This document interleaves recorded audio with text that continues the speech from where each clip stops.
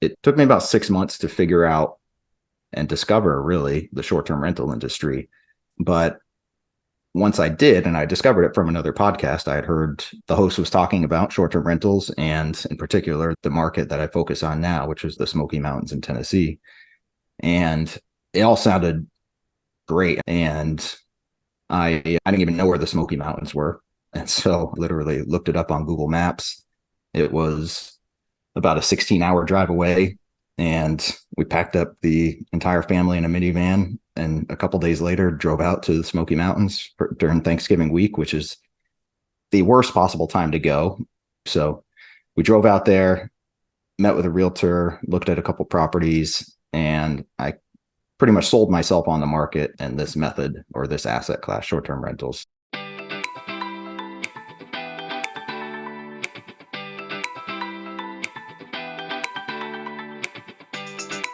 This is the Fit Investor Podcast, where we talk about how to live a more holistic life of being fit, not only financially, but physically and faithfully. We'll be joined by experts in all these areas to share their experiences and actionable and practical tips so that you can be a fit investor too. So now let's join our hosts, Cale Delaney, Wesley Whitehead, and Brenna Carls. All right, welcome to another episode of the Fit Investor Podcast, where we talk about how to be fit financially, physically, and faithfully. And today we are actually going to be interviewing yours truly. Very nice. Yes. Cale, you're going to be our special guest for today. So a little bit about Cale. Cale Delaney is a Christian, a best-selling author, real estate investor, entrepreneur, husband, and father of three. After graduating cum laude from an engineering degree from University of Miami, he began his real estate career in 2006, working as a commercial real estate investment broker in Miami, Florida. In 2008, he left that business and put his real estate on hold until 2020, when he decided to go all in to start building generational wealth for his family. Since then, his investment portfolio went from $300,000 in January 2020, a previous primary home turned long-term rental, to over $6 million less than 2 years later. In those 2 years, he acquired a total of 13 units, including 5 long-term rentals and 8 short-term rentals, 7 of which are luxury log cabins in the Tennessee Smoky Mountains. Due to his rapid success, he's been featured on several well-known podcasts, including Bigger Pockets Real Estate Rookie. Cale self-manages his properties remotely, and as of December 2022, left his W-2 job to focus on his real estate ventures. Very exciting stuff, Cale. So we'll ask you a lot about that in a little bit. I'm sure it's been an interesting transition, but thanks for being interviewed by us. Thanks for being on my own podcast. Absolutely. How did you manage the booking? Excellent. I had a connection. So that's kind of your background. We would like to talk obviously about your financial acumen, your physical fitness portion, and your spirituality, your faith. We'll start with your financial background. A little bit of what got you into real estate, what is your background, and how did you end up here? Yeah. So like you went through in the bio, it was a bit of it definitely wasn't a straight line path to real estate. And I'm sure a lot of people probably have heard the saying that the path to success is never a straight line, but more of a zigzag. And that's really the truth in my case. Like I said, I started out studying for an engineering degree, quickly realized even during school that I did not want to do that for a profession. And I had become interested in real estate at that time, frankly, just from a financial standpoint. It was one of those things that you hear people make money in real estate, right? So I thought, why don't I go work in real estate somehow? So I chose to be a commercial real estate broker down in Miami where I was living. And I sold multifamily and retail real estate. And it was a great learning experience. It was not something I enjoyed at all. And the timing was just awful. Like you said, in 2008, that's when I left. So I had started in 2006. And so I was basically on the downside of the good times and rolling headfirst into the Great Recession. So really not a great time to be in that profession. All I heard was how great it used to be and how hard it is now. I think that's a story of our generation. We always end up jumping on at that is true and riding it down to the bottom. Yeah. So that's how that started. And like I said, it was a great learning experience. I learned a ton. I met some really great people during that time. And like I got access to real estate investors at that time, which I really didn't think. I wasn't in a mindset at that point in my life where I was thinking about investing or thinking about building generational wealth or anything like that. So I really didn't take advantage of the opportunities that I probably could have at that time.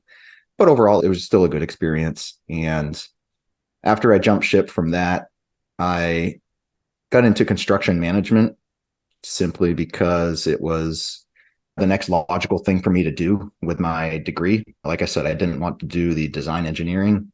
And so construction management was something that was still in a similar field and could utilize my degree to some extent. And it was a common career path for people with an engineering degree. So that was really the motivation. I jumped into it. Good career, but it was something that I never truly had a passion for. However, I stuck with it for 15 years. Wow. And that's what I did the next 15 years. I worked as a construction manager and worked my way up from the bottom to becoming a senior project manager, which was my position for the past several years before I left. And like I said, again, a real great career on paper for sure. Made good money, good benefits, especially after COVID, had relative flexibility and the ability to work from home for the most part after that. But it was very stressful. It was something that you're dealing with a lot of clients that are not the most sophisticated, especially in the markets down here in South Florida. Starting in 2019, when my youngest son was born, that's when my mindset started to shift from just following the social norm of working that W-2 job and saving in your retirement accounts to one day retire, to thinking that there has to be another way. Once he was born, I just started thinking about the future, and I couldn't see myself working in that same job or that same position for the next 30, 40 years. I'd look around and look at my peers in that industry who were at that level, who had been working for that long.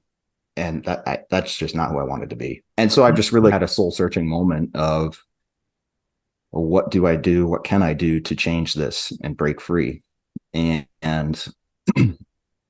I just went back to real estate at that point because it was the only thing that I could think of at the moment. Really, I knew that had the ability to really build generational wealth or wealth in general. And so I had that on the forefront of my mind. And then I just started doing research. One of the first things I did was read Rich Dad, Poor Dad, which I know many people know. I think it's still one of the best-selling books in the world. Was it 30 years later almost? And for a reason. It's really about the mindset. And reading that book really flicked the light switch in my head on changing that mindset from the social norm of the W-2 world and being an employee to understanding that if I want to break free from the rat race, I need to be an investor and I need to have a business. And so that just really changed my mindset. And I decided that, okay, that's what I need to do. Real estate's the way I'm going to do it. And then again, just more research, jumping into podcasts, books, you name it. And that's really how it all started. Yeah, it's very much listening to you speak. It's very much a risk reward situation where the social norms you keep mentioning are generally safe, right? No job is secure. You can always be laid off. Companies go out of business all the time, but it's very safe to stay where you are, just do the 9 to 5, get that paycheck, the benefits, retirement account, whatnot. And to make the jump that you made was a huge risk, huge risk. And you said you did it after having your youngest, which is now your third child. That's even more risky because now you've got tag-alongs. It's not just you in your early 20s being able to just throw caution to the wind and try something new and fail and try again. You're bringing a family with you. So that is impressive. I think a lot of people are nervous to make that jump. I think it helped in your case that you knew a little bit about real estate just from your years of selling it and dealing with investors. But what I do know about you is you are meticulous about your research. I would say for anybody who's thinking of transitioning into leaving the rat race and working on having their own business, definitely don't skip the research. It's priceless. So you said here that one of your goals with starting this business was to change your mindset and weren't really enjoying what you were doing at the engineering firm. What is your long-term goal? What was a long-term goal you had? to go into real estate and make that risk at that age? And by the way, how old were you when you made this transition?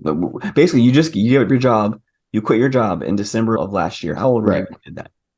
When I quit the job, 38. 38. So So at 38 years so I old, was roughly 35. Yeah, 35, 36 when I made that mental decision to start working towards something else. and in 3 years, you were able to walk away from your W-2 job. So what is your long-term goal with this? Yeah. When I started, it was, I don't want to say it was necessarily a really long-term goal. Frankly, it was, I want to get out of this job. I want to break free from the W-2 world. And I'd set myself, at that time, it was a 5-year goal, which I thought was very aggressive because I was making a decent 6-figure salary. And I wanted to be able to, at very least, replace that and hopefully a little bit more before I jump ship.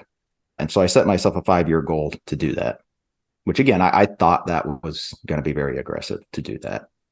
And I started out in long-term rentals, small multifamily. That was what I had chosen. And I think that's a common, either residential, single family home, or small multifamily. I think a lot of people start in that because it is a more familiar type of real estate. Everyone lives in a house, so a house is pretty familiar, and a small multifamily like a duplex, triplex, or quadplex is still pretty familiar. And it's not as intimidating as jumping into a large multifamily building or a retail shopping center or something like that, right? So I think that's where a lot of people start, and that's why I started with that too. Seemed like the logical thing and what was recommended a lot from the various sources that I was listening to and reading about. And so that first property that I bought was a fourplex in a local market here close to where I live in South Florida. And it worked out well. It's a very well performing property right now. But I quickly realized that long-term rentals are going to take a long time to get me to where I needed to be financially. And that 5-year goal was looking even more aggressive than I initially had thought. And it was a little bit discouraging at first. And it took me about 6 months to figure out and discover really the short-term rental industry. But once I did, and I discovered it from another podcast, I had heard the host was talking about short-term rentals, and in particular, the market that I focus on now, which is the Smoky Mountains in Tennessee. And it all sounded great, really too good to be true. And I didn't even know where the Smoky Mountains were. And so after that podcast, I literally looked it up on Google Maps. It was about a 16-hour drive away.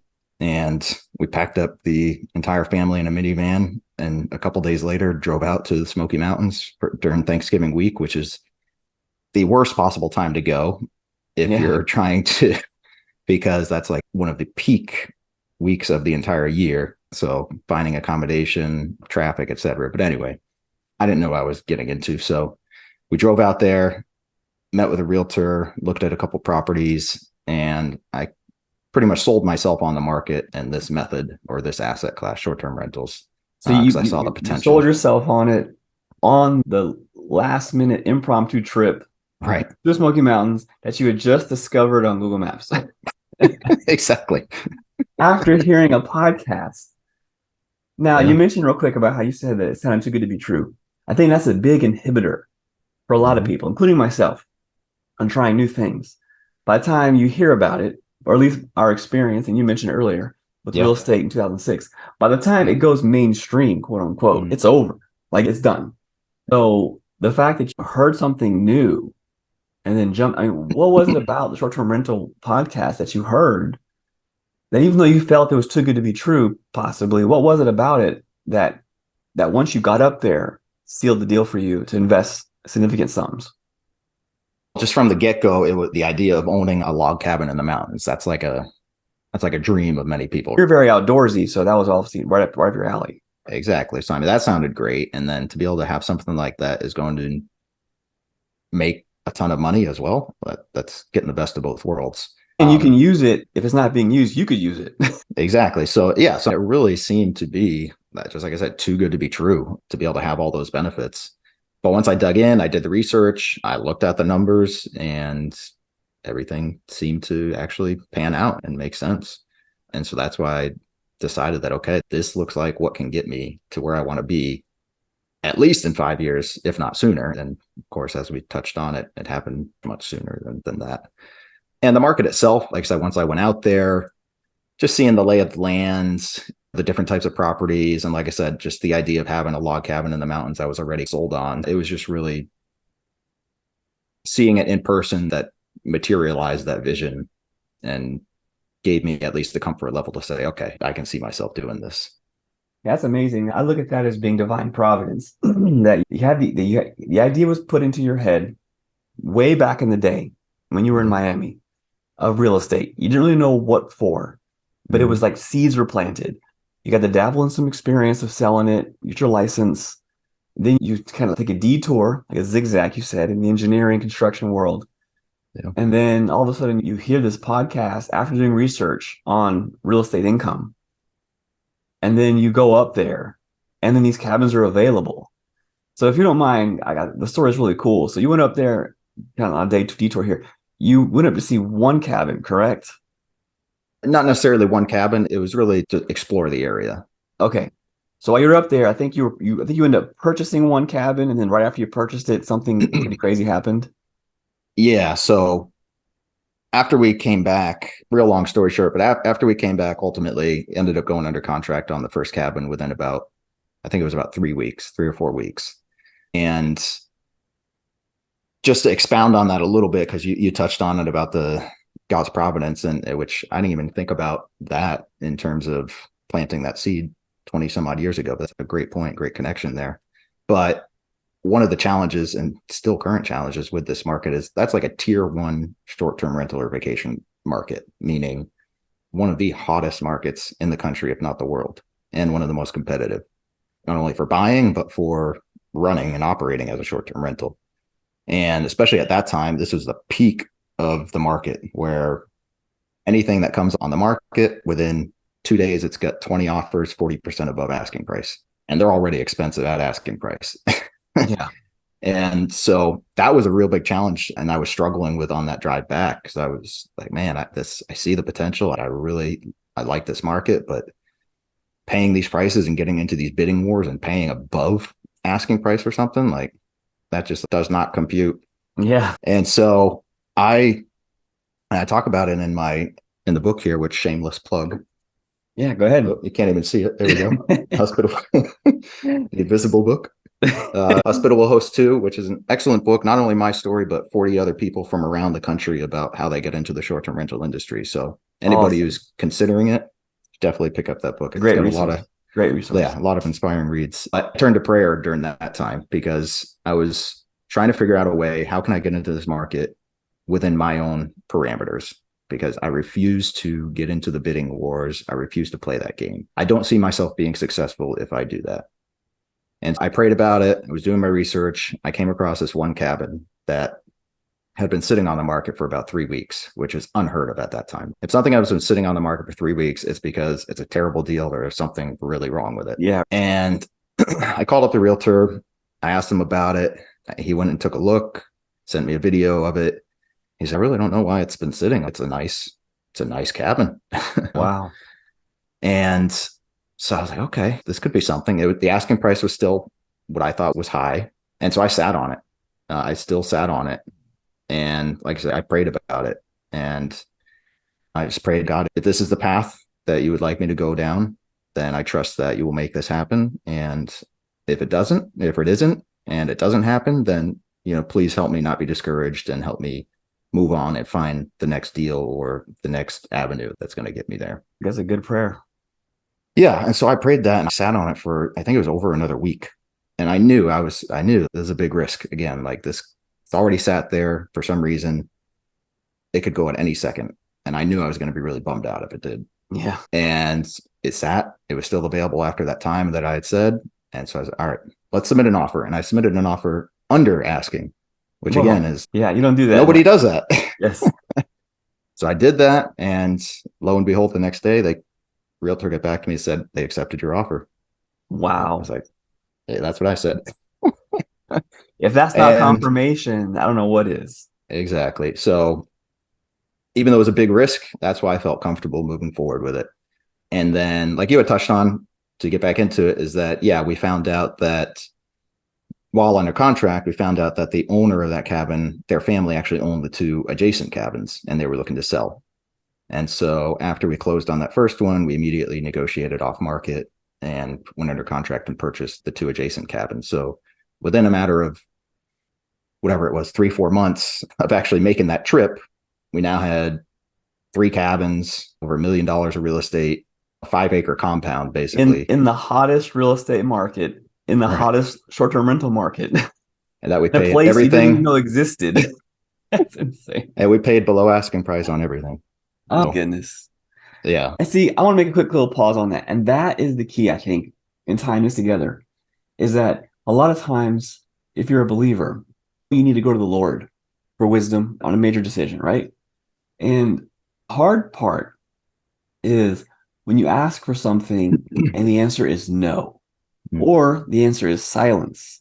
The key is not to get angry or frustrated, but to trust that, hey, there's a reason why this is a no, or a reason why this is a silence, and trust God in that, because God doesn't always give you what you want, because what you want always is not always what you need. It's like having kids. If your kids ask for a candy bar at 4:45 in the afternoon, the answer is going to be no, because like dinner is right around the corner. If they ask for a candy bar, unless you're Cale's kids, after dinner and they've eaten all their vegetables, then maybe it's yes. But No, the sometimes answer's my still point no. is sometimes it's timing. It's timing. And in this situation, I'm just listening to it. It's amazing that God kept this cabin for you, and you had no idea it was attached to 2 more properties. I mean, what are the odds they all want to get out at the same time? And you know this, but the audience will know this too. Since you've bought those cabins, they've appreciated significantly, all 3 of them. Yeah. So, anyways. Yeah. 100%. And you're right. And frankly, just to touch on what you said, I've been praying for a way out of that W-2 job for years and years and years. Yes. And you've been miserable at that job. There was a lot of silence during that time and just no clarity on how it was going to happen. No direction. No direction was no given. direction. Yeah, exactly. So yeah, that is difficult. It is very difficult. And that's where it comes back again to mindset and finding resources, finding community that is of the mindset that you want to attain. Because especially once you get into the entrepreneurship world, as I'm finding out more and more, because as you can see, I'm a relatively new entrepreneur. You've been an entrepreneur for quite a while, definitely more seasoned, but for me, I'm fresh out of the corporate W-2 world into this entrepreneurship gig, which I never thought I'd be an entrepreneur anyway from the beginning. And it can be a lonely thing, especially nowadays, just in general, where people are working from home, even in their jobs. But as an entrepreneur, you're working from home, you lose that community that you had with an office and whatever else. There are no more work friends. Exactly. So yeah, it can be a lonely thing, and that is a bit challenging. And that is something that I'm still sorting through at this point. I do surround myself with communities through various outlets, Facebook and things like that, which definitely helps. It definitely does. But it's even better to try to find a community that you can be around in person, which can be a little challenging, especially because the friends that you may have had probably aren't going to have that same mindset that you do now. And once you turn that corner, flick that switch, it becomes difficult to relate on things a lot more, at least that I find that you used to be able to. 100%. And not only that, but your schedules don't align anymore because you're not tied to Monday through Friday.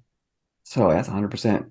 So I do want to get to the next topic, if we could, the physical fitness portion. But one last thing about your financial experience. You say you're relatively new to the entrepreneurial world. You've had a lot of successes, which praise God for that.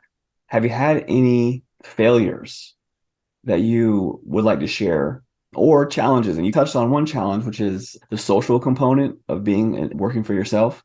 But are there any failures or challenges that you'd want to highlight for our listeners to be aware of or be on the lookout for in making this transition?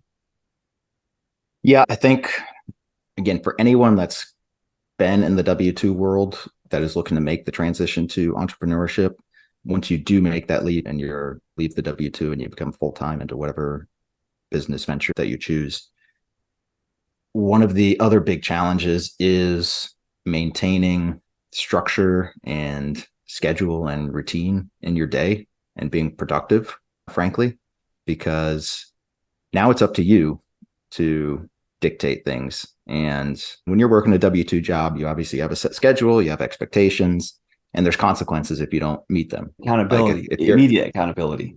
if you're supposed to be to work at 8 and you show up at 9 o'clock every day, pretty soon something's going to happen. But if you're working for yourself and you say you want to start work at 8 and you don't start until 9, there's no immediate consequences. There might be some down the road. Yeah, it might accumulate, and then you're underwater. Exactly. So that is challenging, trying to figure out how to really structure your day and be disciplined about it. I am a very disciplined person in general. So like I have a very strict morning routine that I go through before I start work. But even that, sometimes it's like I've been traveling a lot these past couple months. And it's like part of my morning routine is that I get up at 4:45 and then go through my whole process. But traveling doesn't always make sense to get up at 4:45.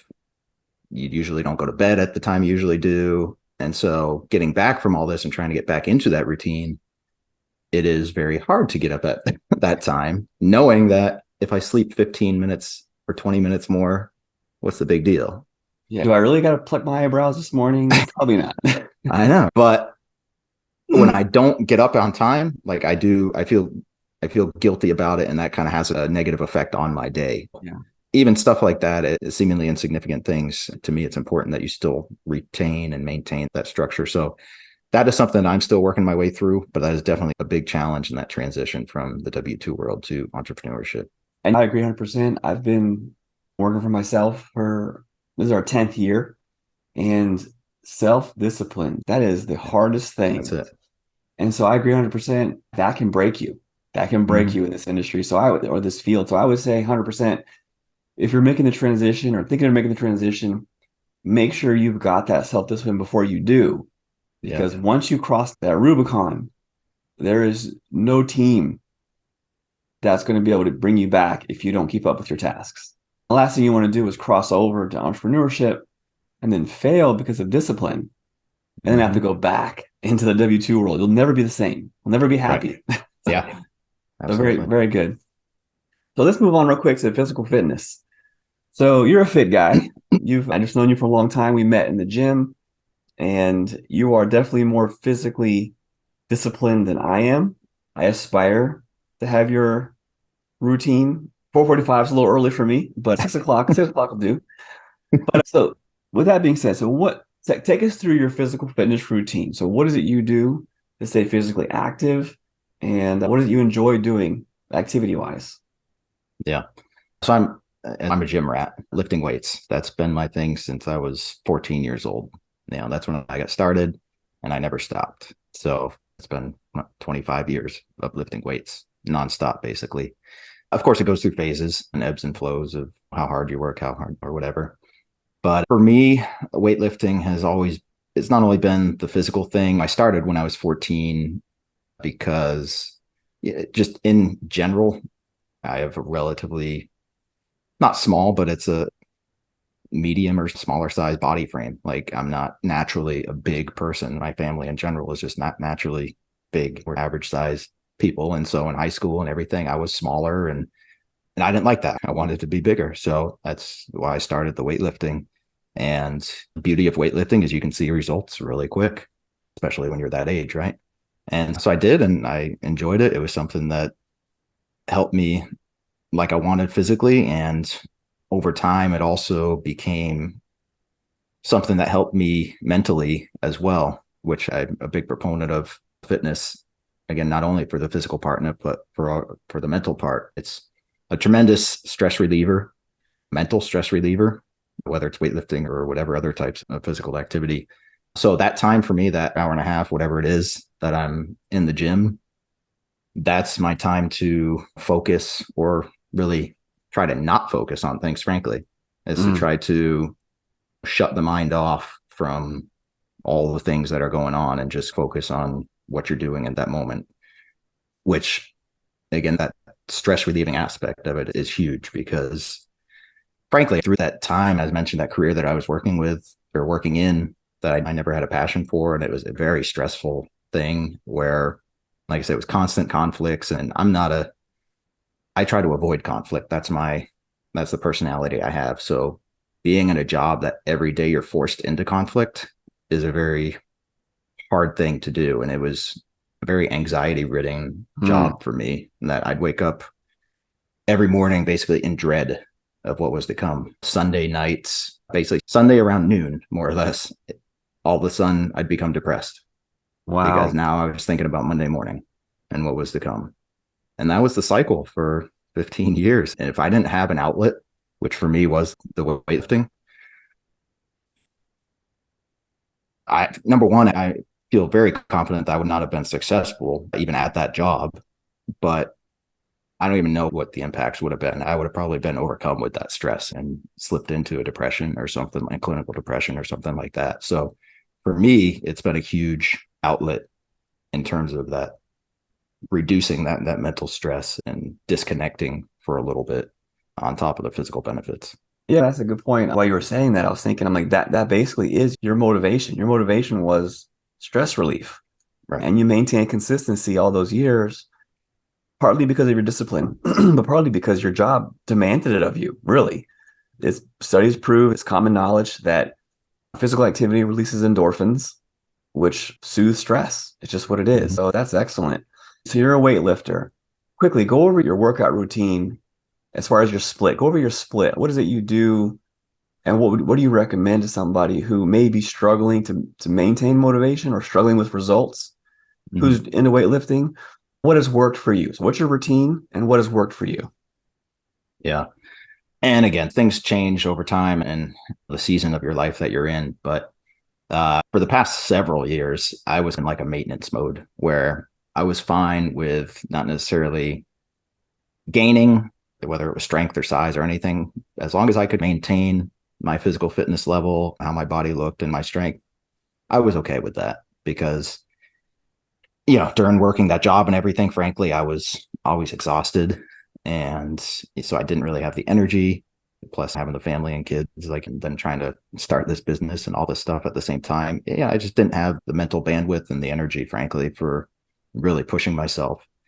Now I'm starting to increase my routine a little bit since I have more time now and a little bit more that mental bandwidth and some of that stress relief now. My split is basically I work out Monday through Saturday, so six days a week, and I go for I'm at the gym for about 2 hours, but realistically, the actual weightlifting portion is relatively short. It's So you walk around the locker room for about an hour and a half, exactly take psyching selfies, myself up to take selfies. exactly. No, but for example, so I get there, I spend about the first 10 minutes stretching, and then the next 10 minutes doing like one exercise of abs, 3 sets of it, and 3 sets of warming up for whatever size or body group I'm going to be working that day. So the first 20 minutes is really just warming up. And again, Okay. this is early in the morning. This is usually about 6 o'clock by the time I get to the gym. And then the actual workout portion, weightlifting portion, is probably about an hour, maybe an hour and 15 minutes on a longer day. And then I rinse off in the shower. Then I do about 10 to 15 minutes in the steam room, which for me, I love the steam room. That's just nice, cool down, not really cool, but relaxing Relaxing. period. Yeah. And then get out, shower, change, and then get into my routine for the day from there. So yeah, so about half the time only is actual physical activity. The other half is warming up and really a mental preparation for the day. That's good. That's good. A lot of people will try to rush the gym. They'll jump in, they won't do a warm up, they won't stretch, and then they injure themselves. And they're constantly Right. nursing injuries. It sounds like you got a good routine of, okay, block off about an hour and a half to 2 hours and do it, walk out of there refreshed and ready for the Right. day. So Exactly. on your 6 day split, are you doing one muscle group per week? Yeah. So pretty much one muscle group a day, meaning once a week that I train that muscle group. The only exception to that is basically arms. I'll do biceps and triceps in the same day, smaller groups. And then legs, like commonly, is lumped into one day. Well, or really 2 days, because I do Friday and Saturday are legs, basically. Okay. And Um, then you've been doing this routine, you said, for about how long? so I've been doing that general routine for the past, gosh, probably, I don't know, at least 5, 6 years, probably longer. It's just been the level of intensity, and yeah, really just a level of intensity and length of the workout that kind of it changes and has started to increase now. And my goals now is I am at this point now where I'm trying to gain a little bit more in size and strength. And so that's why I'm pushing myself a little bit more. But again, at this point in my life, being 39 years old, I don't have really any desire, frankly, to push these real heavy weights like I used to. You remember You back don't in want to be Ronnie college. Coleman? Yeah, exactly. Yeah. You remember back in college when we were in our prime, we were doing heavy weights, right? And now my thing is if I can't do it naturally, meaning like no back braces, no knee wraps, no wrist straps, if I can't do it without anything additional, then it's too much for me. That's So very smart. Now, not to get beleaguered on this, but it's just good information. You obviously are successful in what you do with your workouts. So another question is, for you, how many sets do you generally do? And then per muscle or per exercise rather? And then how many reps do you generally do? I know obviously it differs, yeah. but on average, how many reps and sets do you do? Yeah. So I'm in the midst of changing this up. So before I quit the W2, I was doing basically 4 different exercises as part of my workout routine. So that's after all the warm ups and all that Sure. stuff. Then I would do 4 different exercises, 3 sets each. So 12 sets total. And then what's your reps and rest time between sets? Yeah. So reps change. So the first exercise for me, one of my challenges and frustrations, frankly, with is that I have like that first exercise, and especially that first set is like my my one good shot. Like I tire very quickly in the same exercises. So for example, like bench press. Guys, and you were like this too, where they could be on like their 9th bench press set and they're going up in weight. And I'm like, what the heck? After my first set, I'm going down. I don't know how I still don't understand how people do that. So for me, I start my first exercise, and especially my first set is the heaviest that I'll do in the lowest reps. So usually the first 3 sets, the first exercise will be heavy, low reps, maybe 2 to 5 reps. Okay. And then the rest will be probably in the 4 to 8 rep range. 8 is really a high rep range for me. If I start doing more reps than that, just You'll my add body weight. type, You'll add weight. yeah, but my body type will be all lean down and I can get really shredded, but I won't gain size. And so for Gotcha. me to be able to gain size, what works for me is doing heavier weights, lower reps.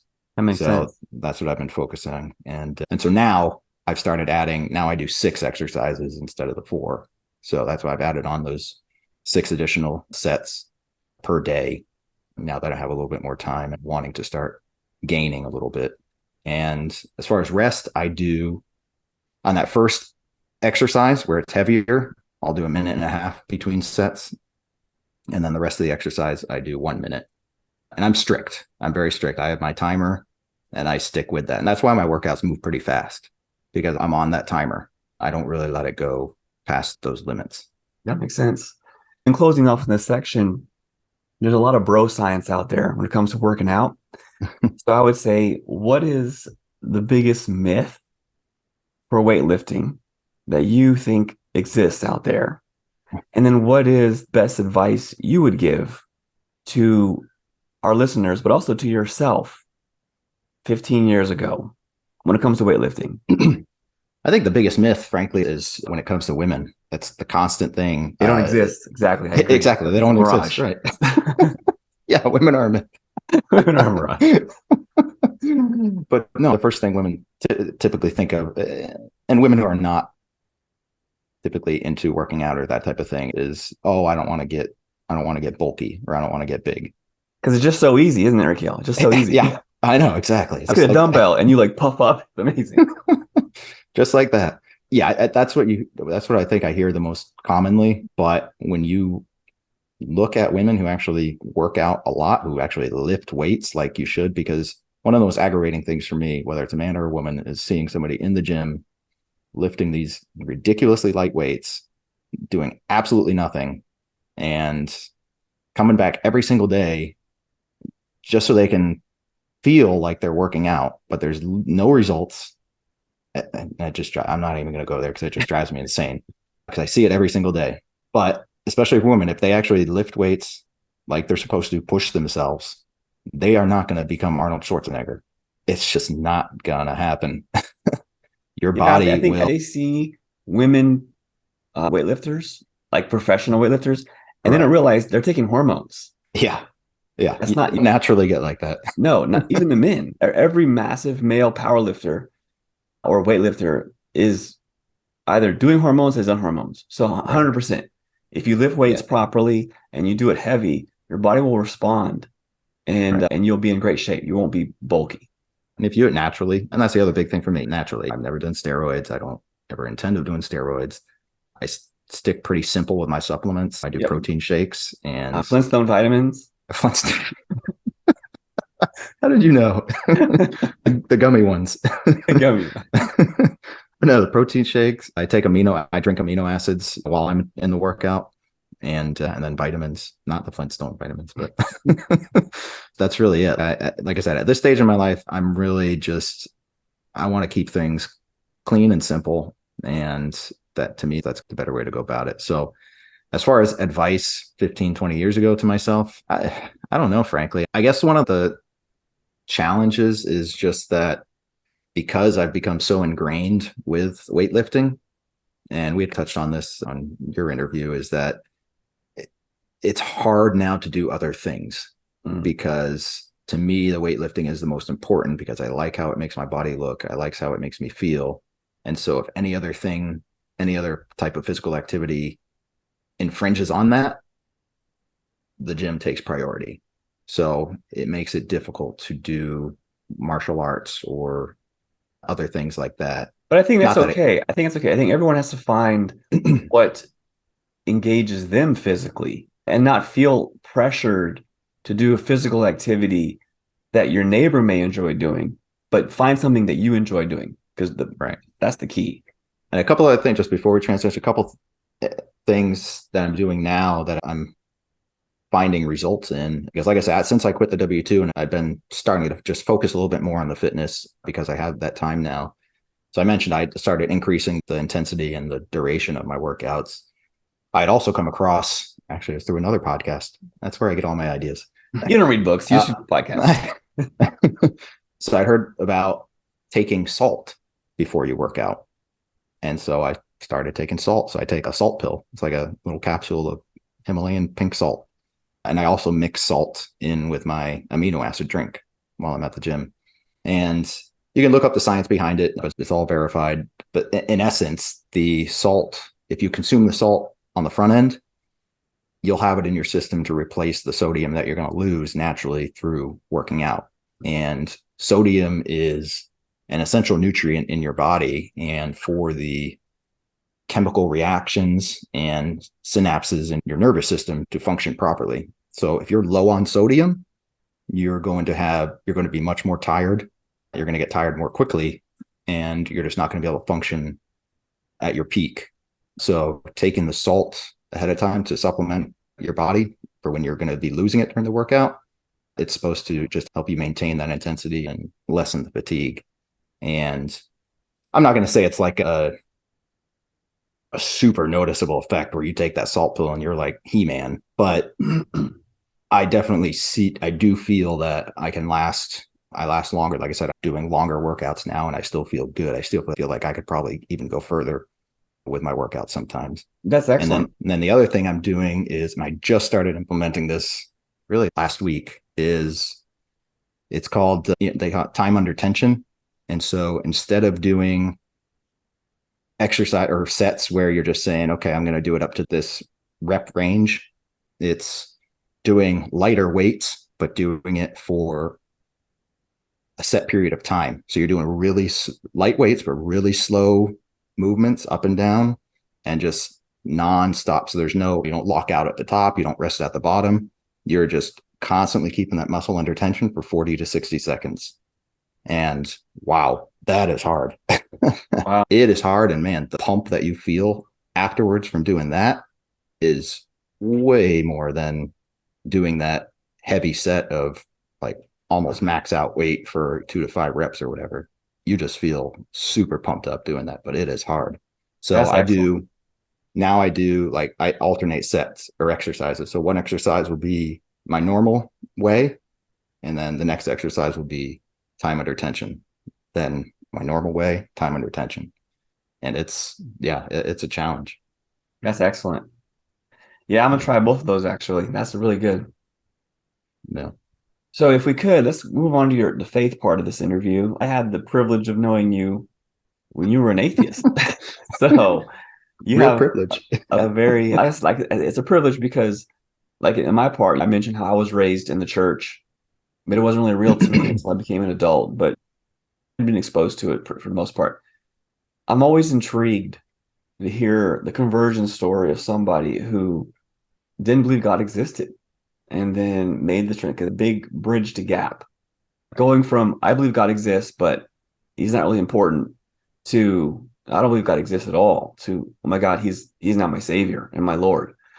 Right. So if you could share how did you come to faith? Let's do that first. How did you come to faith? Yeah. Yeah. Like you said, I guess I would say I was an atheist for a while. And growing up, so my family separated, divorced when I was young. So I ended up living with my mother until I was 16. Then I moved out and moved in with my father for 2 years and then went to college after that on my own. My mother is, at this point, I'd say she's probably, I don't know what the right term is, spiritual, but not in a good way. That kind of mother nature and that type of thing. Kind of universe, cosmic stuff, basically. Yeah, exactly. And growing up, though, she wasn't even that. She was probably just agnostic at best or atheist. My father had become a Christian when he was actually not too far from my age now. So I guess in his mid 30s, I think maybe early mid 30s, he had become a Christian. He overcame some various addictions and things like that through coming to Christ. However, I didn't have much of a relationship at all with him growing up until that brief 2 years when I had moved in with him before college.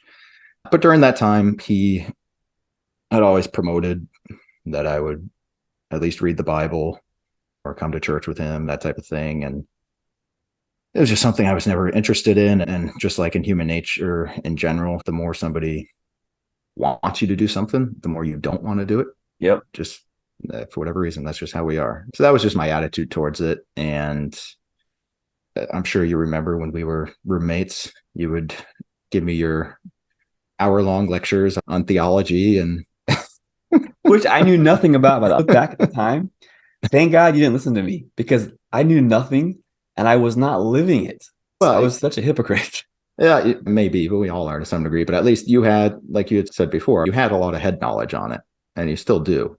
So you could still talk about it pretty well. But it was extremely annoying. I remember. So I remember you threatening one time saying, dude, you bring this up again, I'm moving out. Yeah. So that's just kind of how my attitude was. And similar to, again, what we had talked about with you, is it was a breaking point for me that came about when, oh my gosh, I think I was 25, I want to say. Yeah, I think it was 25. But I was laid off from a job, which was like a big blow to me just because I'm an overachiever in every way. And like, I've never had something like somebody say that you're not doing well enough. That was like, what are you talking about? And so, yeah, I'd gotten laid off and I think I'd broken up with my girlfriend at that time. And yeah, I was just on my own. Like I didn't have anything. And I was like, I even had quit my membership to the gym because I was broke, right? So I canceled everything. I canceled internet. I didn't like to use the internet to go to the library. That's how I would send out job applications. And so my gym at that time, it was only a few months before I got another job, but my gym at that time was I'd go to the park down the road and I'd go running and do the body weight exercise stations. That was my stuff. And so during that time, I was just lonely. There was nobody around. And so I was like, hey, go to church. At least I can be around some people for a little bit. And It's free. yeah, it's free. Exactly. Yeah.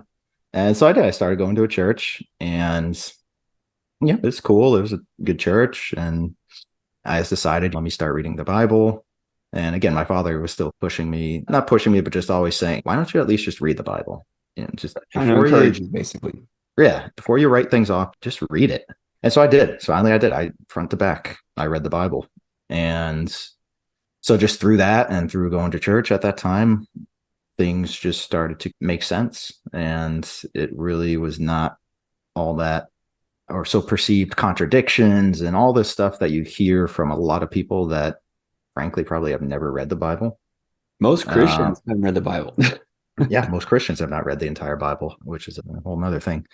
So yeah, it really just started to make sense. And it still was a few years before I actually wanted to, or not necessarily wanted, but felt comfortable with getting baptized, because I didn't want to do it until I felt that it was real. Because like you, I felt, okay, I accept it. Like I understand it. I believe that it is real, but I didn't want it to be just lip service. That's how it should doing be. the baptism. It's a big deal. People shouldn't rush into that. So yeah, it was still a few years before I felt comfortable with getting baptized, but I did that. And yeah, from there, it's just like everything. It's a journey. It goes with its ups and downs and ebbs and flows, but that's how it came about. Just listening to your story, it's amazing because I'm sure there are multiple people you could look back on. You don't have time to go over them all, but that were either planting seeds in you regarding Christ or who were praying for you. I remember praying for you when Christianity became real for me. I began praying for you, and I'm sure your dad was, and I'm sure many people were. And just to see how God, in time and space, set up different events in your life to bring you where you are today, financially, physically, and spiritually, is amazing. It's amazing. And so to me, it's encouraging because it just shows that when God begins to draw you, you can't resist. You can kick and scream all you want, but you can't resist. Yeah, no, I'm a believer of the theology that, of the elect, and that God chooses who will receive his salvation.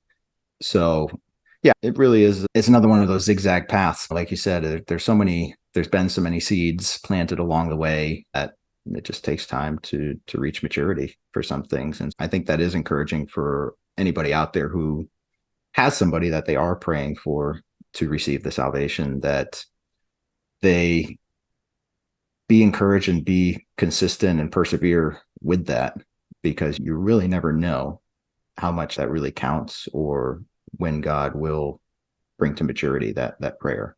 100%. And I would say also be patient with others the way that God was patient with you. That's true. We did not convert overnight. Yeah. We didn't have this moment in time where everything just made sense for us. And so sometimes I think, especially with friends and family, you can get impatient with them, or you can even judge somebody who is on the journey. And you may have a deep understanding of something, for example, or some part of theology or whatever it is, financial, whatever. And you want to share that, which is right. You want to share that with somebody because you're like, okay, I've learned this lesson. But we need to be patient with those who are listening to us because, again, God was patient with us. So yeah, that's excellent. Now, go ahead. Now you can go on to the. So how has your faith, as you have come to Christ and submitted to him and asked him for wisdom when it comes to decisions, how has your relationship with Christ, how has that influenced your financial and business decisions? Yeah. So financially, touched on this on that last episode talking with you, but So tithing and charity is an important thing for me. And so even before I was full-fledged in my faith, I had started the practice of tithing. And that's when I was making very little money, but I was still setting aside that 10%.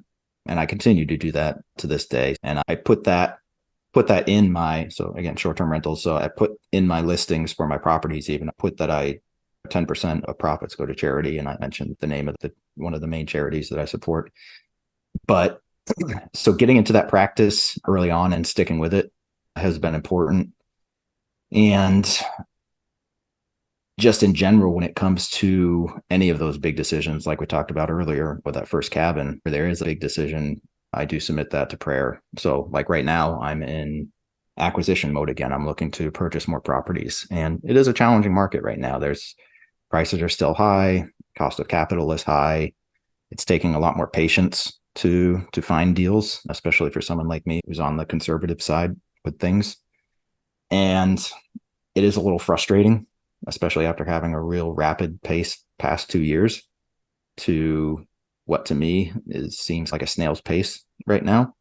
So I've been putting that up to prayer a lot as to God help me find another deal. If this business venture is still the path that you want me to go down, help me find the next deal, or show me what the next step is. If it is something else, show me what the next step is.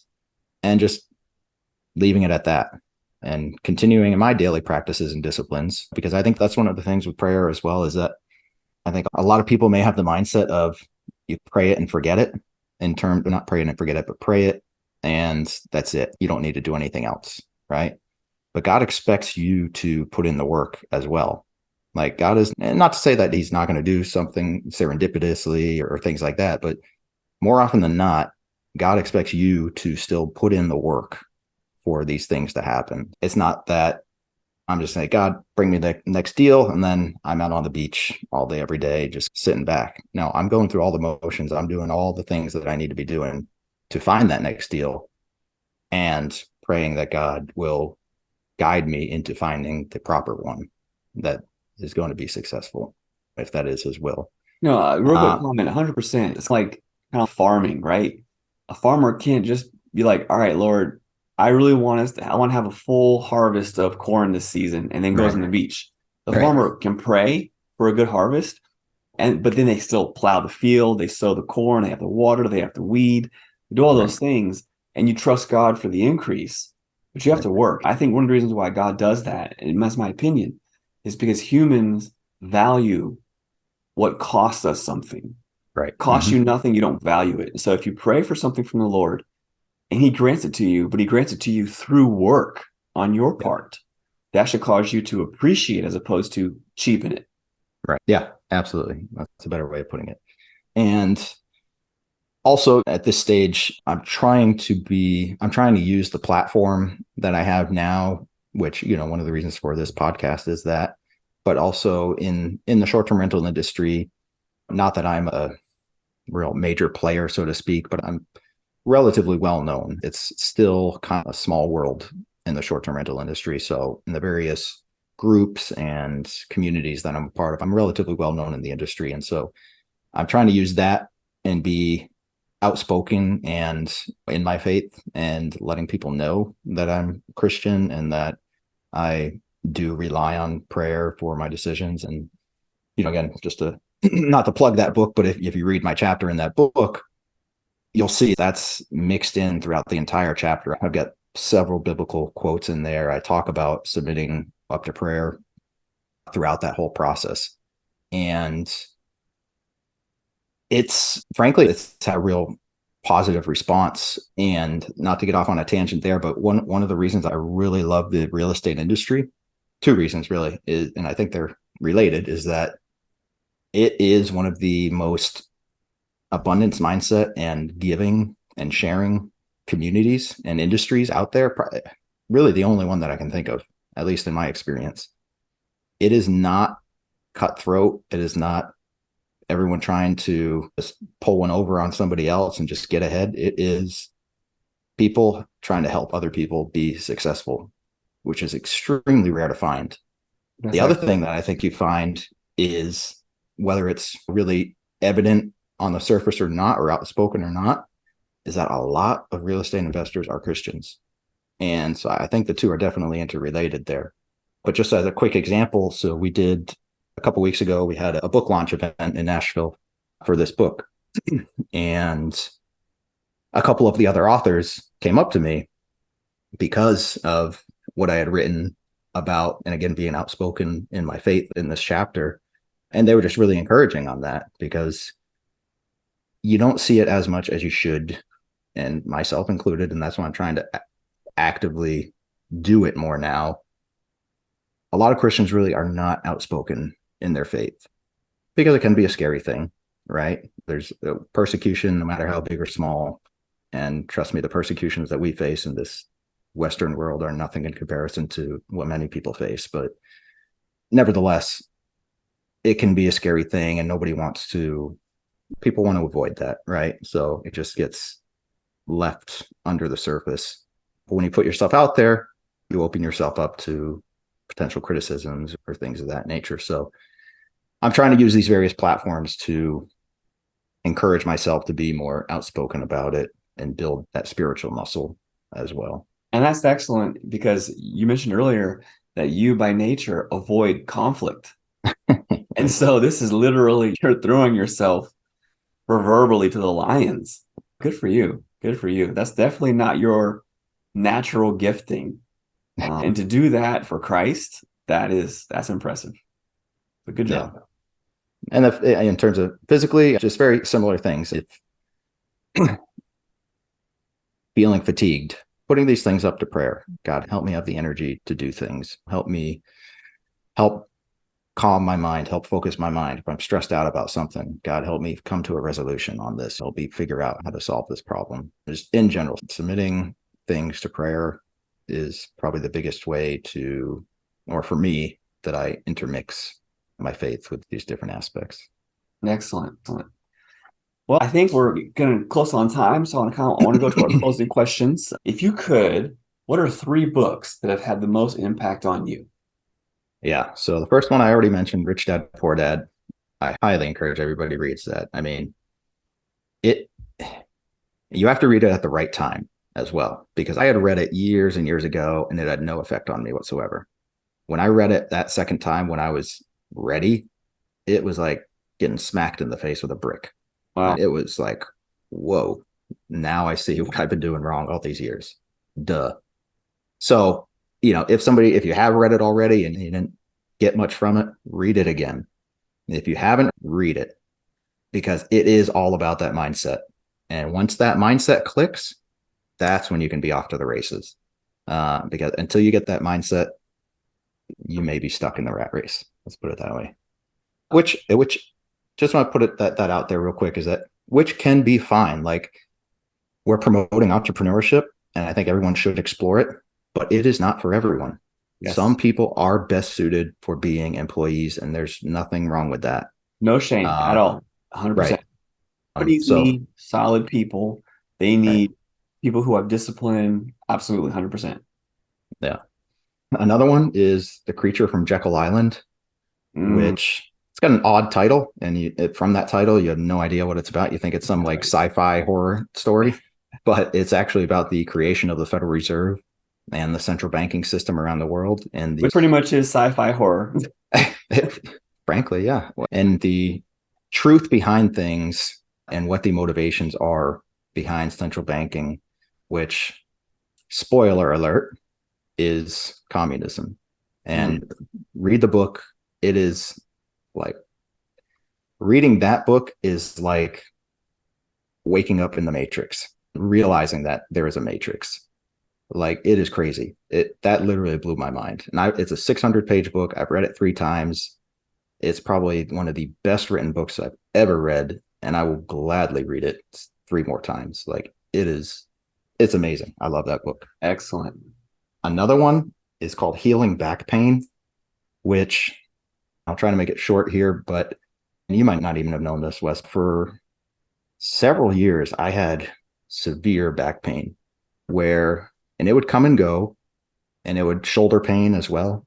And there was a period for probably about a year and a half where it got so bad that I had to stop working out a lot of exercises because it was just too painful. And I couldn't even stand up for more than 15 minutes. Wow. And I went to so many doctors. I even did a full body MRI. Nobody could find anything wrong, but this pain would not go away. And especially the shoulder pain, it was the kind of thing where if I would put any type of weight on, and it was my right shoulder usually, sometimes my left, but usually my right, if I would put any type of weight on it, it was seriously like someone stabbing a knife right into my shoulder. Wow. It was excruciating. And so somebody had suggested this book, and it changed my life with that in that regard. The premise of the book is that there's a mind-body connection, and it's a scientific book. It's written by a doctor, and it's basically talking about that when you are stressed, your mind will take things out physically in your body as a check engine light for you to make you take a notice that, hey, something is wrong and you need to fix it. And your mind sources out basically the weakest link. And oftentimes that's your joints or your back. And so that's why these like chronic back pain that is pervasive around the world, which really doesn't make much sense when you think about it, because most people really aren't doing strenuous activities with their back. So why would you have all this back pain? Why would you have all these things? And so you got to read it. It's a great thing. Like it's another mindset thing. After about 3 months of this, after reading this book and really focusing on the things, it literally overnight disappeared. Wow. And never came back. And just recently, I wonder if the back pain epidemic is pretty much Western world issues and not the third world. Yes. Because of all the stress that we put ourselves under. That's a very good point. I didn't think about that. And just recently, I gave this book to a friend who has similar back pain issues. And about a month later, he called me. He said, "Oh my gosh, it's gone." Wow. It sounds hokey pokey when you talk about it initially, but if you read the book, like I said, it's very scientific. It's written by a certified doctor. Man, it works. Like it's crazy. So that's another book that really changed my life. Well, I've not read any of those books. I knew about Rich Dad Poor Dad. I've known about Jekyll Island. Did not know about this one, but I'm going to read all three of them because you sold me. Yeah, they're awesome. Excellent. And then I'll say probably our last question will be, what would you tell your 20-year-old self if you could go back in time based on everything you've learned and where you are today? What would you say? The Cale that I met at the gym.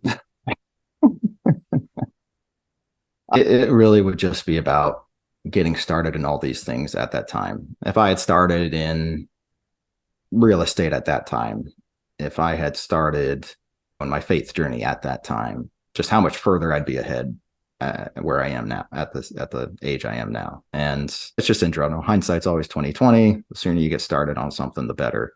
But it's a challenge for anybody when you're young. You just really don't have most people. Some people do. There's some young entrepreneurs, real estate guys that I know that are just crushing it in their early 20s, it's insane. They're going to be crazy by the time they're my age. But most people I don't think are prepared mentally at that stage in their life to really understand or really want to understand, frankly, and think about the future to that degree. So I think it would just be that. Like I have we still house hack. So we rent out one of our bedrooms to somebody, and he's a 21-year-old in the Coast Guard. And I talked to him about the real estate, and he has some interest in things like that, but I'm trying to push him to think about it. Come on, get started now. If you just get started now, man, you're going to be so far ahead of everybody in the next 5-10 years. It's just crazy. But I can see just where he's at in his life. It's not a priority, right? So yeah, if I could go back, that's what I would tell myself and encourage myself to get started now. Excellent. Yeah, I think sometimes that it's the grace of God to postpone success until you're also successful spiritually, because success materially and financially without being successful spiritually, for one, it's the Bible says is really worthless, right? Because this currency has no value. in the age to come. But it can actually be an inhibitor to our spiritual development. It's very true. Yeah, very good point. They say youth is wasted on the young. 100%. 100%. Yeah. And sports cards are wasted on the old men. So, no, I'm joking. No, excellent, Cale. I appreciate that, man. It was a good interview. I learned some things about you. I've known you for a long time, but I learned some things about you today. Very informative. I love your book recommendations. Your discipline is something I aspire to, especially your physical discipline. And your financial success is inspiring. Excellent all around. Thank you. All right. Thanks, guys, for listening. And stay tuned for our next podcast. Yes. See you later.